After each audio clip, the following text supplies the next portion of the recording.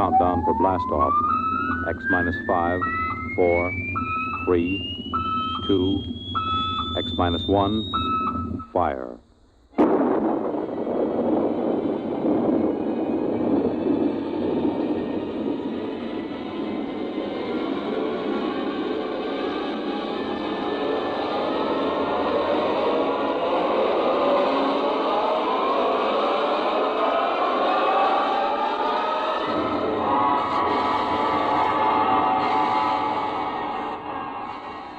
From the far horizons of the unknown come tales of new dimensions in time and space. These are stories of the future, adventures in which you'll live in a million, could be years, on 1,000 maybe worlds. The National Broadcasting Company, in cooperation with Galaxy Science Fiction Magazine, presents X minus 1.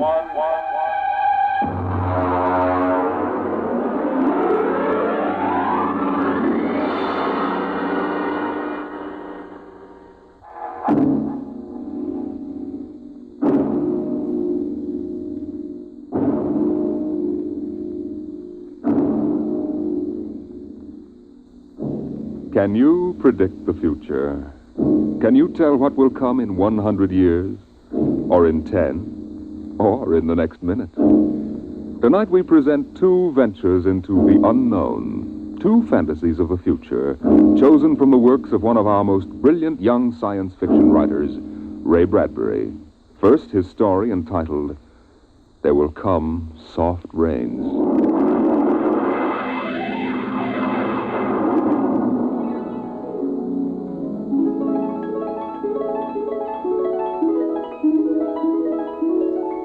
The house was a good house, planned and built to be lived in the year 1980. The real estate agent had told them all about it.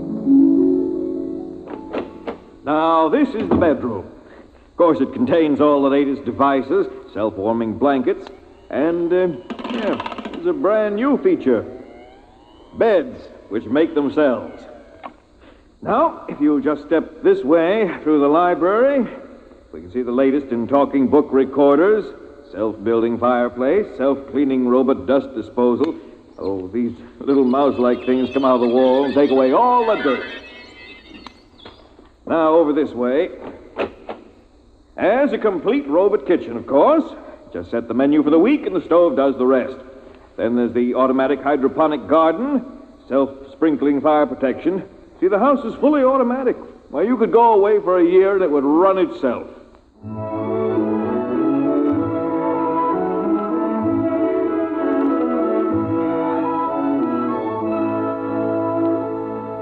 And so the family took the house. The man and the woman and the two children. A boy and a girl.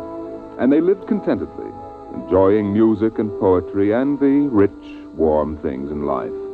And the house fed them and slept them and entertained them. It made a good life for them. Until one day, there were 10,000 explosions, and the world shook, and red fire and ashes and radioactivity fell from the sky. The happy time was over.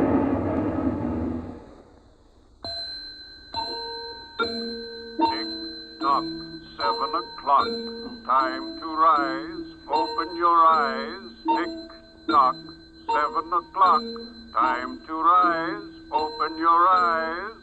But the house lay empty. The clock talked to the empty morning. In the kitchen, the stove sighed and ejected from its warm interior 8 eggs, sunny side up, 12 bacon slices, 2 coffees, and 2 cups of hot cocoa. 7-9, breakfast time, come and dine. 7-9. Today is April 28th, 1985. Today, remember, is Mr. Featherstone's birthday. Insurance, gas, atom heat, and electricity bills are due. In the walls, relays clicked, memory tapes glided under electric eyes, recorded voices moved beneath steel meters. 8-1, run, run, off to school, off to work, run, run, tick-tock, 8 o'clock, 8 o'clock, But no doors slammed. No carpets took the quick tread of rubber heels. At 8:30, the eggs began to shrivel. An aluminum wedge scraped them into the sink. 9:15, time to clean. 9:15, time to clean. Out of the wall, hundreds of tiny mechanical mice darted. The rooms were a-crawl with small cleaning animals, all rubber and metal. They sucked up the hidden dust and dirt and popped back into their burrows. At 10 o'clock, the sun came out from behind the rain. The house stood alone on a street where all the other houses were rubble and ashes. At night, the ruined town gave off a radioactive glow which could be seen for miles. At 10:15, the garden sprinkler filled the soft morning air with golden fountains. The water tinkled over the charred west side of the house, the side which had been facing the blast. It was black, except in 5 places. One of the 5 places was a silhouette of a man mowing a lawn, just as he'd been the instant the radioactivity burned his image into the side of the house. Over there, a woman bent to pick flowers.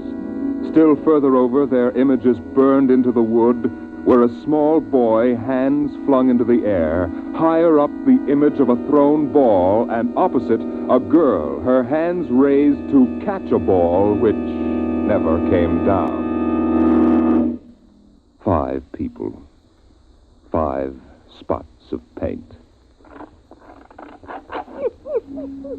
On the front porch, the dog whined and shivered.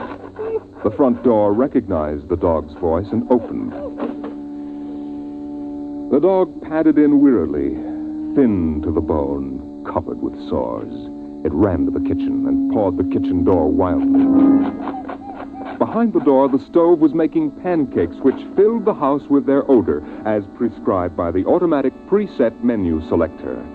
The dog frogged, ran insanely, spun in a circle, biting its tail, and died. 1 o'clock, 1 o'clock. Delicately sensing decay, the regiments of mice hummed out of the walls, soft as blown leaves, their electric eyes glowing. 1:15. The dog was gone. 2:15. Bridge tables unfolded from the walls of the patio. Playing cards fluttered onto pads. Martinis appeared on an oaken bench. But the tables were silent, the cards untouched. 5 o'clock, 6 o'clock, 7 o'clock, 8 o'clock, 9 o'clock. Dinner was made, ignored, flushed away. Dishes were washed. In the study, the tobacco stand produced a cigar with half an inch of gray ash upon it, smoking, waiting, waiting. The hearth fire bloomed out of nothing. 9 o'clock, 9 o'clock. The beds began to warm their hidden circuits, and the phonograph spoke from beside the fireplace. Mrs. McClelland, what poem would you like to hear this evening? Mr. McClelland? Since you express no preference, I shall select at random from among your favorites. Sarah Teasdale, There Will Come Soft Rains. There will come soft rains, and the smell of the ground, and swallows circling with their shimmering sound, and frogs in the pools singing at night, and wild plum trees in tremulous white. Robins will wear their feathery fire, whistling their whims on a low fence wire, and not one will know of war. Not one will care at last when it is done. Not one would mind, neither bird nor tree, if mankind perished utterly. And spring herself, when she woke at dawn, would scarcely know that we were gone. The phonograph finished the poem. The empty chairs faced each other between the silent walls. At 10 o'clock that evening, the house began to die. The wind blew the bough of a falling tree into the kitchen window, smashing it. A bottle of cleaning fluid crashed on the stove.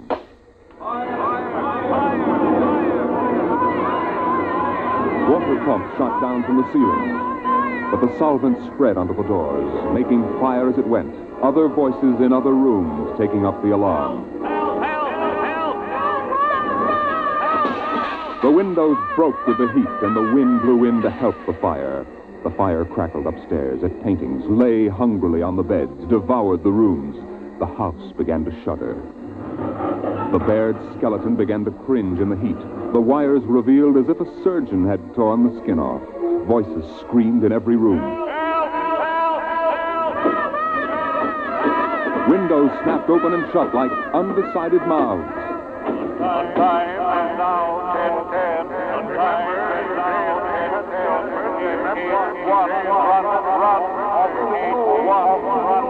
A thousand things were happening at once, like the interior of a clock shop at midnight. All the clocks were striking, making a merry-go-round of squeaking, whispering, and rushing. In the kitchen, the stove hissing hysterically was making breakfast at a psychopathic rate. 10 dozen pancakes, 6 dozen loaves of toast. Then, there was silence. The film spools were burned out. The wires withered and the circuits cracked. Then the house began to breathe its last. The beams began to give at the foundations. Long cracks appeared in the concrete. The seams were burst from the heat.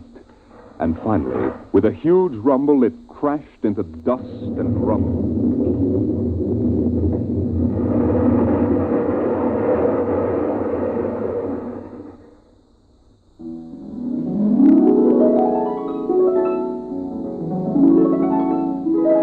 Dawn shone faintly in the east. In the ruins of the house, only one wall remained standing. And within the wall, even as the sun rose to shine upon the burning rubble, a voice spoke again and again and again. No one would mind, neither bird nor tree, if mankind perished utterly. And spring herself, when she woke at dawn, would scarcely know that we were gone. That we were gone. That we were gone. That we were gone. Today is April 29, 1985. Today is April 29, 1985. Strange are the uses of Providence. Is this how the end will come for mankind, with 10,000 explosions and a flash of radioactive gas? Or will destruction come more subtly, extended to us gently and innocently in, let's say, the hand of a child? Who knows in what manner 0 hour may arrest the world we know?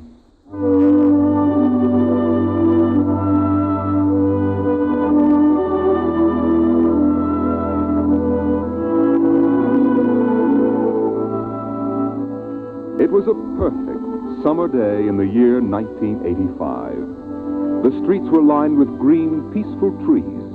Businessmen sat in their quiet offices, taping their voices or watching televisors. Rockets hovered like darning needles in the blue sky. There was the universal quiet conceit and easiness of men accustomed to peace, quite certain that there would never be war or trouble again. There were no traitors among men, no unhappy ones, no disgruntled ones. The world was upon stable ground. Sunlight illumined the suburbs, and the town drowsed on a tide of warm, sunlit air. On the lawns, the children played, catapulting this way and that across the green grass, shouting at each other, holding hands, flying in circles, climbing trees, and laughing. And in the homes, busy mothers prepared for the evening arrival of their husbands. Excuse me, Mom. Good heavens, Mick, what's all the excitement? We're playing a game, Mommy, the most exciting game ever. What are you doing in that cabinet? I need some tools from Daddy's kit. Your father may not like... Oh, I'll take good care of them, Mom, I promise. Very well. Don't you lose anything. Oh, thank you, Mom. You want a glass of milk? Can't stop now, Mom. What's the name of the game, Mink? Invasion! Invasion. What will they think of next?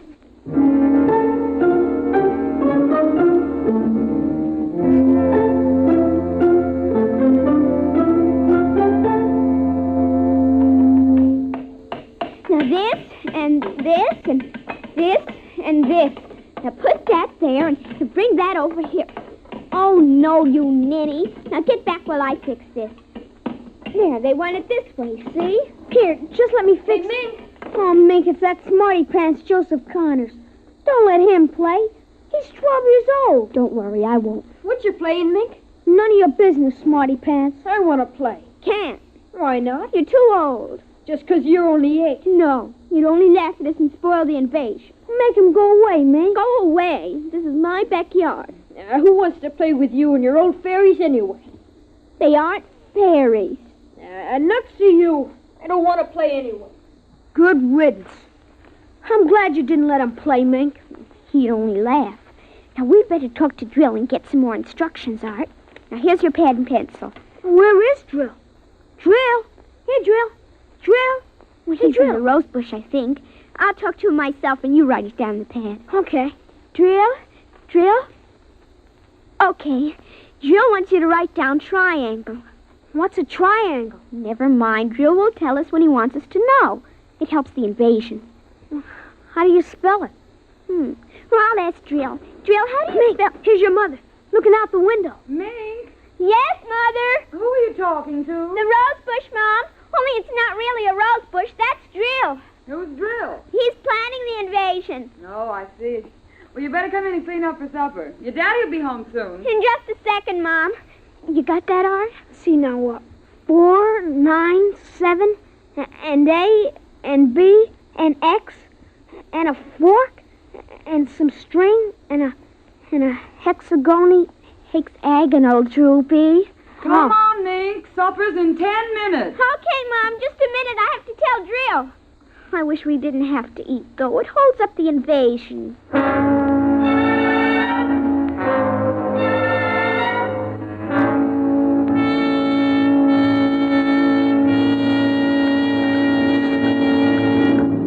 Mink, for heaven's sake, slow down. You'll choke on that soup. I can't, Mom. It's a matter of life and death. What's a matter of life and death? The invasion.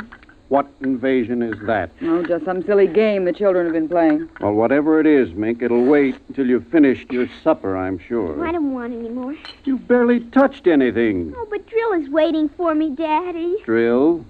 Who's Drill? He lives in a rose bush in our backyard. Imagination, Henry. Such nonsense. I've got to run now. You'll sit through dessert, young lady. Oh, gee, Daddy. And while you're at it, tell me more about this new game. It's Martians invading Earth, Daddy. What? Well, not exactly Martians, Daddy. They're from... Well, gee, I don't know. From up. And from inside that little head of yours. You're laughing at me.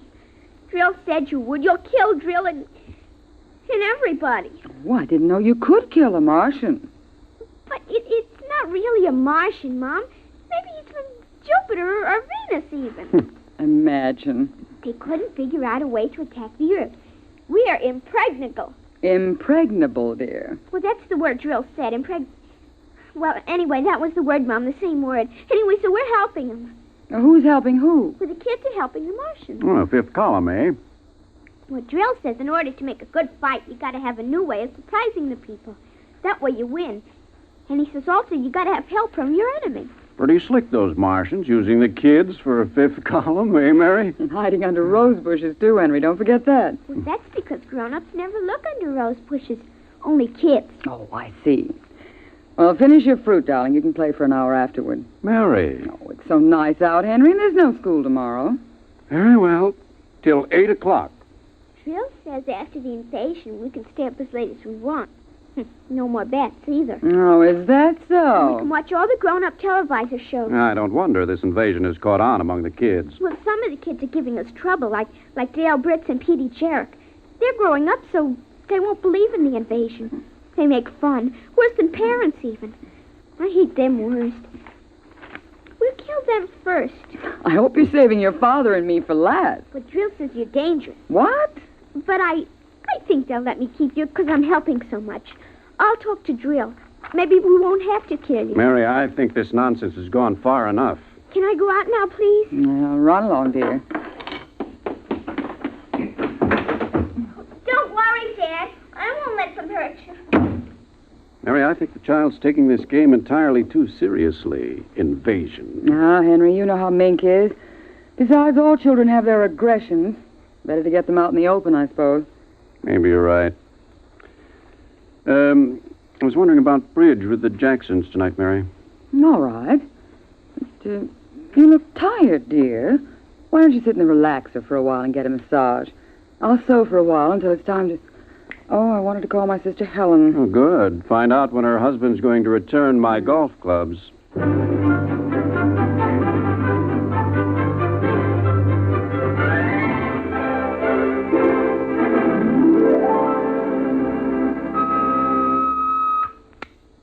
Televisor. Would you please connect me with Mrs. Helen Rogerson on Channel 7-2Z, Pittsburgh, Pennsylvania.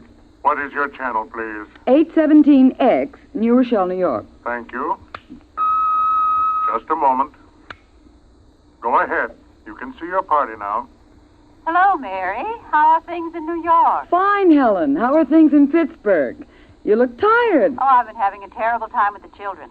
Sick? No, just underfoot. They've got a new game that's got me just about crazy. It's called Invasion. Did you say invasion? That's right. Well, isn't that strange? My Mink is playing it, too. My boy Tim is all involved with some imaginary fellow named Drill who's running the invasion. Must be a new password. Mink likes him, too. How do you suppose these games start? My backyard looks like a scrap drive. They've got every conceivable kind of mechanical gadget arranged out there. I talked to Josephine Schiller in Boston, and she says her kids are wild about it, too. It's sweeping the country. Remember when it was the Roomba? Please, dear, I'm not that old. Mommy! Oh, please, Mickey, I'm on the televisor. Come on, see your Aunt Helen. Hello, Ming. Hi, Aunt Helen. Look what I've got. What is it, honey? Well, it's a yo-yo. Look when I unroll it. See? Well, Helen, look, it vanished. Where did it go? Into another dim... She means dimension. I say the darndest things. My Timmy brought one home, too. I can't figure out how they work. Make it reappear, honey. There. See, it's easy. Where'd you get it, dear? Drill gave it to me, Mom. Mink? Bye, Aunt Helen. Gotta run now. Mink, you come back here. I want to talk to you. Here's Mom. 0 hour, 5 o'clock. Mink! Bye! Oh, I can't understand it. The child's never been so unruly. Helen, do you suppose that... What? Nothing. Just a wild thought that... Say, the reason I called, I want to get that black and white cake recipe, and Henry wants his golf clubs. I don't know what he'll do if What was that? I don't know. One of the children must have been hurt. I'll have to run and see. Call me back tonight, will you? All right, Mary. Bye. Mink, come here. Yes, Mom. What is it? Who screamed? Peggy Ann. All right, what happened? Well, she got scared and went home. Did you hit her? No, she just got scared. She's a scare baby anyway. We won't let her play anymore. She's getting too old. Now, Mink, tell me why she cried. No, I can't. Mink, you'll answer me this instant or come inside. I've had enough of this nonsense. Gee, I can't quit now, Mom. It's almost 0 hour. Then tell me what frightened Peggy Ann. Okay, she saw Drill. Drill? He almost came through. He was just testing. Through what? Well, those pipes and things we set up. She looked into one of the pipes and screamed. I guess she saw Drill. And no one hit her? Uh-uh. Very well, Mink. I'll call Peggy Ann's mother and see how she is. And I'll call you for your bath in half an hour. Your father and I want to go out tonight. You won't be able to go out, Mom. Why not? 0 hours, 5 o'clock, Mom.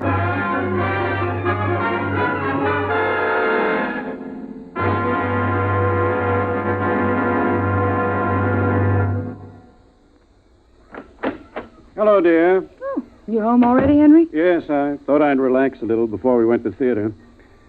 Where's the little one? Out back. Same game? Same game. They've got a stack of pipes and hammers and spoons a mile high out there. Children, why do we have them? Yeah, strange little creatures, aren't they? Even Mink, Henry. She's a part of us, and yet what do we really know about how she thinks and feels? Well, I didn't mean to start a philosophic discussion. Kids are such a queer mixture of love and hate, though. Even normal, healthy kids. They need you and they're dependent on you, and yet they resent that dependence. You sound like a child psychology course I once took. I wonder if they ever really forgive the whippings and the commands we have to give them sometimes. I wonder if we ever forgot them when we were children. Look, I'd like to discuss this with you, dear, but we do have a theater date, and it's almost 5 o'clock now. What's happened to the kids? They're so quiet. When children are quiet, you know there's some mischief. What's that sound? I don't know.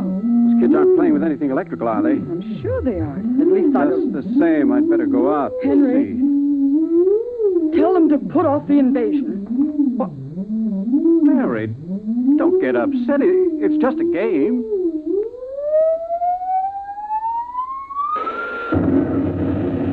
Good Lord, what's that? Look out the window, Mary. What is it?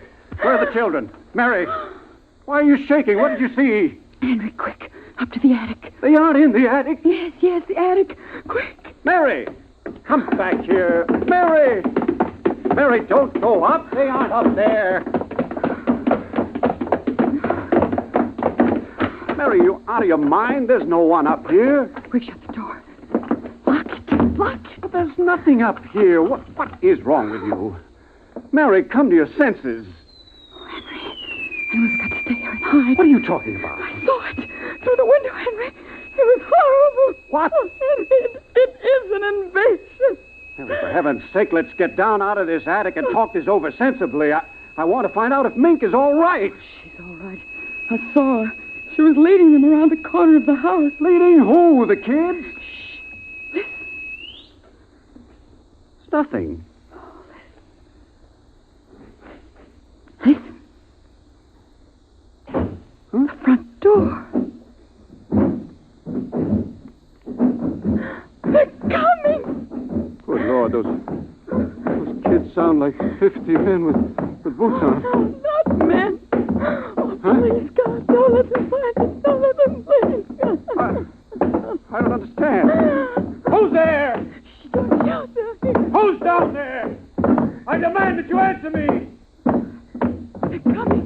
The whole house is shaking. Who? Who's there? Please, be quiet. They might go away. Henry? Henry? Mom?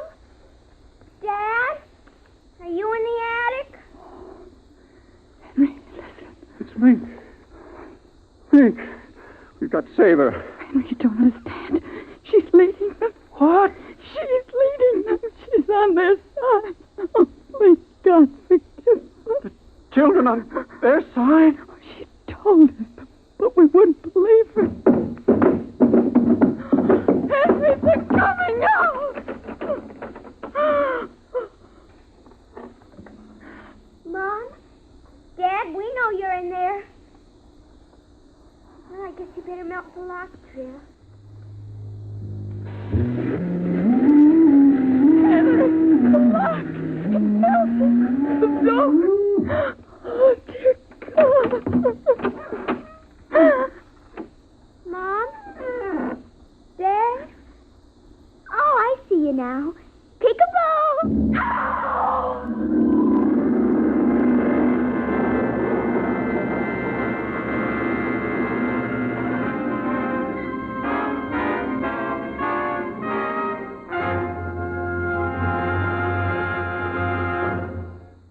You have just heard There Will Come Soft Rains and 0 Hour, written by Ray Bradbury and adapted for radio by George Lefferts.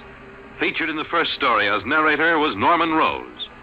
0 Hour featured Denise Alexander as Mink and Rita Lynn and Roger DeKoven as her mother and father. Music by Albert Berman. This is Fred Collins speaking. X-1 was directed by Edward King and is an NBC Radio Network production.